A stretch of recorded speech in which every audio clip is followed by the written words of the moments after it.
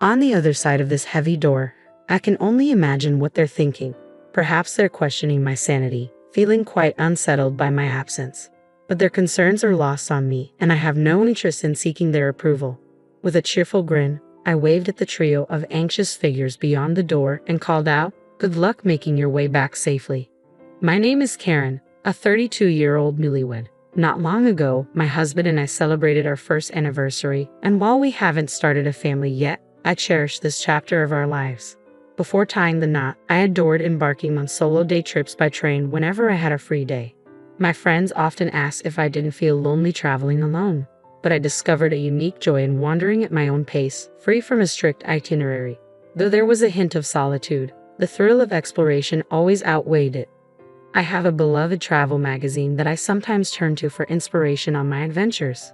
As my routine unfolded, I began to notice a curious coincidence. Wasn't that the same man I saw last week? It happened so frequently that one might call it fate, if they believed in such things. At first, it was a little unsettling, but it turned out he felt the same way. One day, he approached me hesitantly, saying, I'm sorry if I'm mistaken, but haven't we met before in different places?"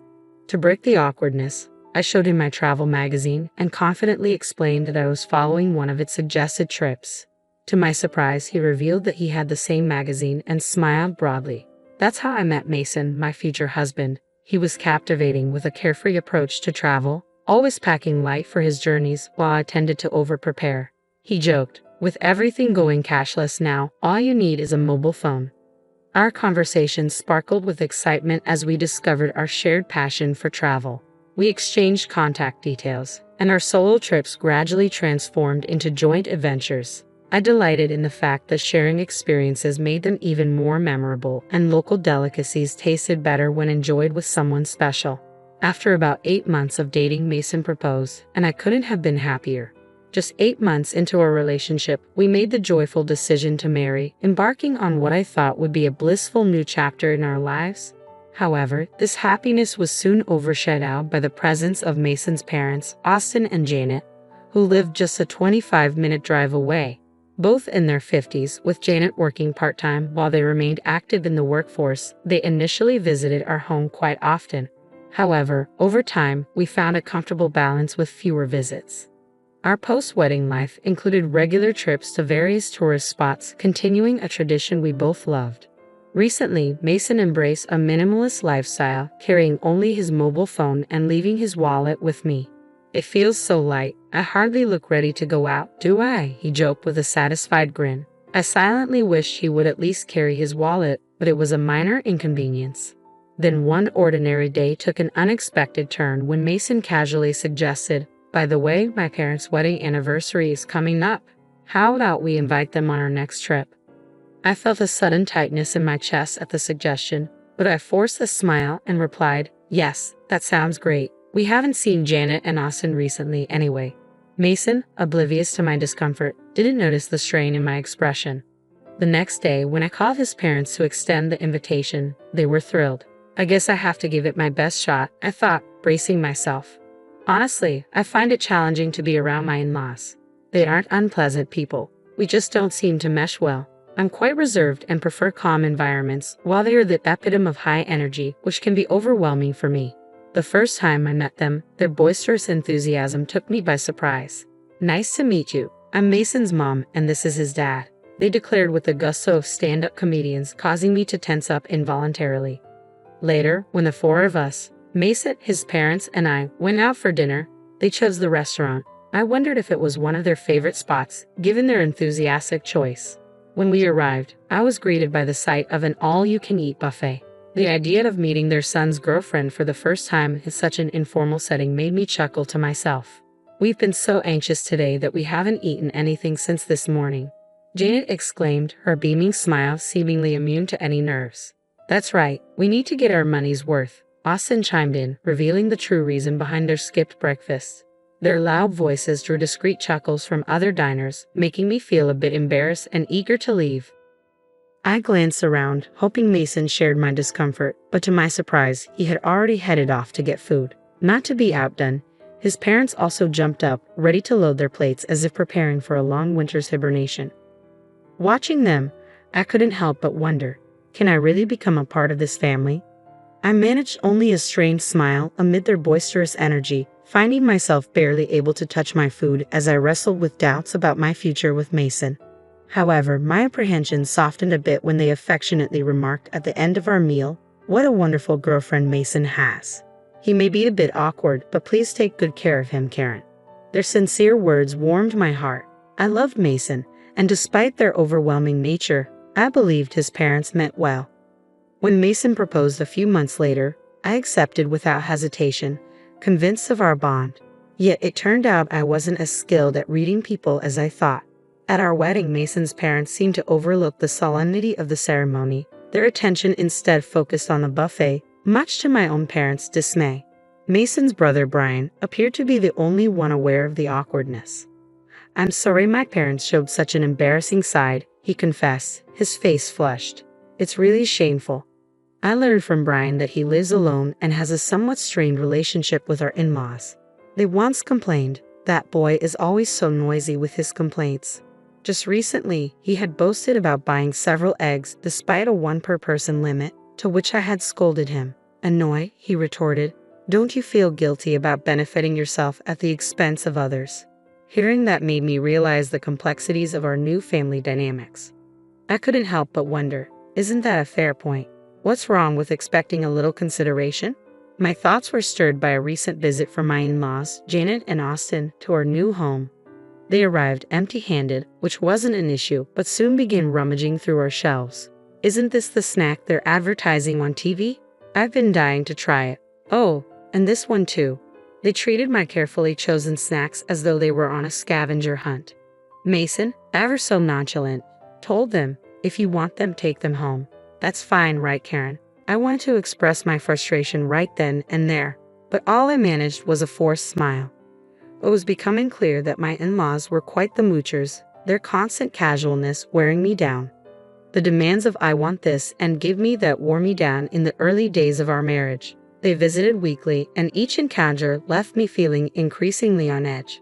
One day, I finally couldn't hold back my irritation any longer. "Mason, don't you think there's something off about Janet and Austin? They're kind of overbearing." My frustration boiled over into a full-blown argument, and Mason seemed genuinely perplexed by my anger. "No, not really. They've always been like this. Don't worry about it," he said, patting my shoulder. That only fueled my irritation further. "You kidding me? If this keeps up, I'll consider a divorce." My raised voice alarmed Mason, and he quickly intervened to put a stop to his parents' intrusive visits. Whatever he said to them worked, because our home life returned to a semblance of peace.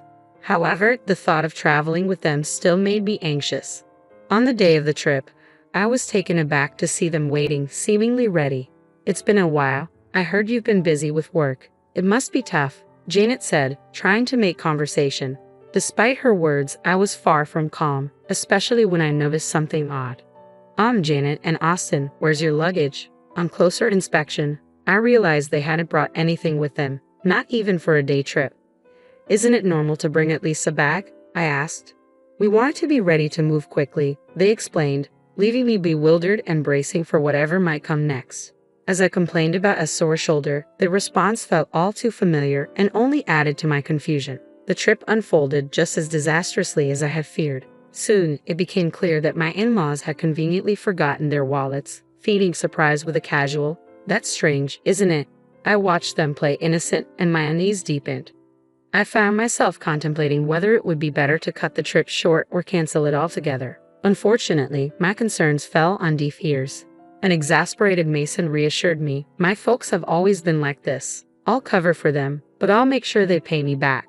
It seemed the trip would proceed as his parents laughed and offered hollow apologies. All I felt was disgust. Even after we arrived at our destination, their rudeness continued. At a store, they complained loudly about the lack of free samples, exclaiming, "Wow, stingy, huh?" When I bought a drink and hadn't even taken a sip, Janet asked, "Can I have a sip? I'm thirsty too. I can't believe I forgot my wallet." I forced a smile as Mason finally intervened, saying, "Stop it, it's embarrassing. Look, I'll buy you one." Overhearing this, Austin muttered under his breath, "What a stingy woman." I bristled at his lack of compassion, thinking bitterly, I could say the same about you. I should have walked away then, but my stubbornness kept me there. The pattern repeated itself 2 more times. After seemingly enjoying our first trip, Janet contacted Mason to plan another. When I saw them at the station platform again, a chill ran down my spine. This time, they remembered their wallets. But when it came time to pay, Austin exclaimed, "Oh no, this is the wallet I used before." I rushed out in such a hurry. Their blatant lie was something only Mason seemed willing to believe. On the third trip, they forgot their wallets again. By then, it was clear their forgetfulness was intentional. I confronted Janet directly, asking, "Excuse me, but did you deliberately forget your wallet? You never intended to pay, did you?" My accusation made her face flush with anger, and Austin snapped back, "What a rude woman." Apologized to Janet. Fueled by long-held frustration, I stood my ground. "No way, both of you are just too greedy." Caught in the heated exchange, Mason appeared at a loss while curious tourists around us began to watch the spectacle. Noticing their gazes, Mason felt embarrassed and finally pleaded, "Stop it, please." Overwhelmed by the entire ordeal, I broke down in tears, feeling utterly disillusioned. As the confrontation reached its peak, the in-laws' reaction took an unexpected turn.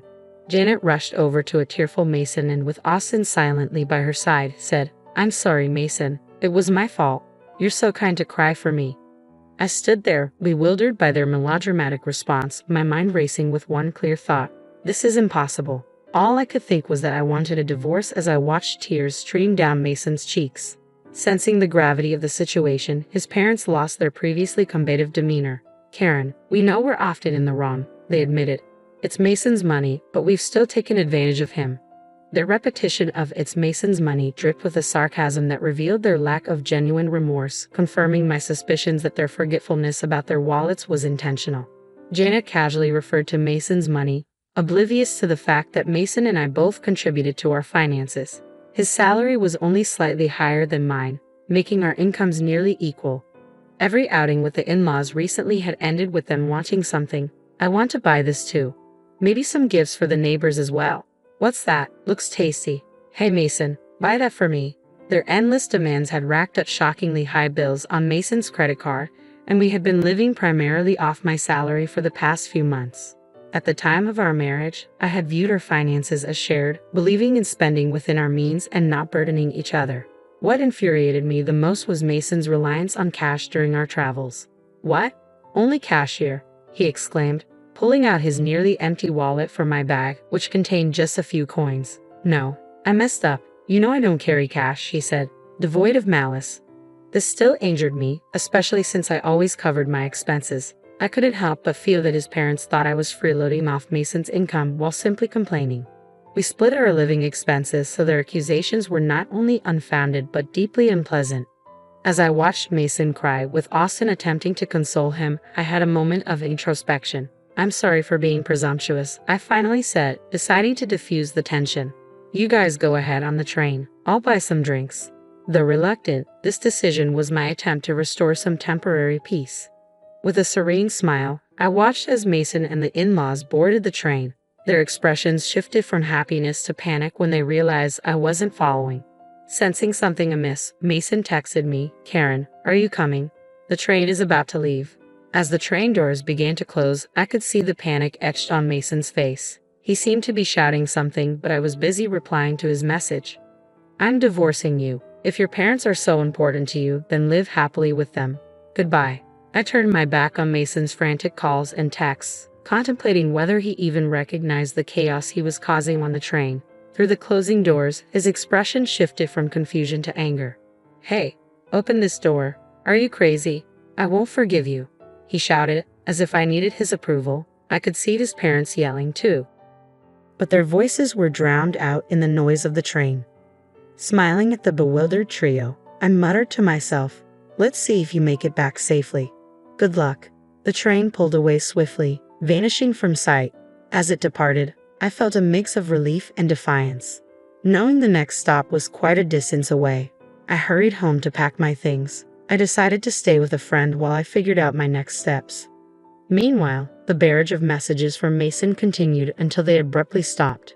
His phone likely died. He often forgot to charge it overnight, and just that morning he mentioned it was at only 30%.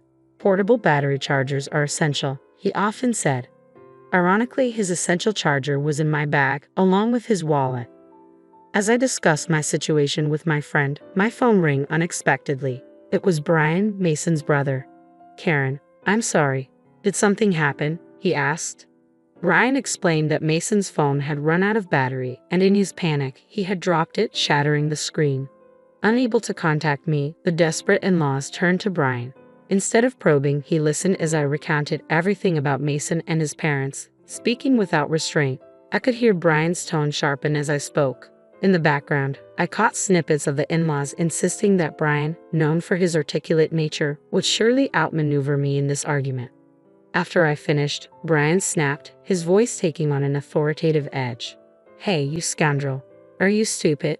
When Brian grew truly angry, his imposing demeanor surfaced. As the voice of reason, his words carried weight, and the in-laws' loud bickering echoed in the background. Choosing that moment, I quietly ended the call. Though Mason had initially been unsettled by the idea of divorce, my firm stance, communicated through a lawyer, led him to reluctantly accept the separation. Later, Brian confided that the in-laws had a notorious reputation, disliked not only by neighbors but also by those they had known in school. When Mason moved back to his parents' house, he quickly became the subject of local gossip, and now all three of them seldom ventured outside. Mason's colleagues, unsure how to address the rapid divorce, began to treat him cautiously, as if he were a sensitive topic. Finding some humor in the situation, Brian shared that the in-laws were infamous even at the local supermarket for their shameless antics, such as demanding discounts on nearly expired items or asking for freebies due to minor damages. He expressed his long-standing embarrassment and disdain for their behavior, noting that their actions were influenced by a gambling addiction, which explained their constant search for bargains and seemingly insatiable hunger. When people asked me about the reason for my divorce, I simply mentioned a fundamental difference in values. Tolerating such behavior would require an extraordinarily broad-minded person, something I realized I could not be. Since the divorce, I've continued my work and even taken on a side job as a freelance writer, inspired by the success of my travel blog, which caught the attention of a publisher. My passion for travel has seamlessly blended with my new writing assignments, and I've discovered that traveling solo suits me best. Last month, my writing earned me a decent income, enabling me to plan a vacation to a distant resort for some much-needed relaxation. At just 32 years old, I feel like my life is truly just beginning, filled with new possibilities and free from the turmoil that once clouded my happiness.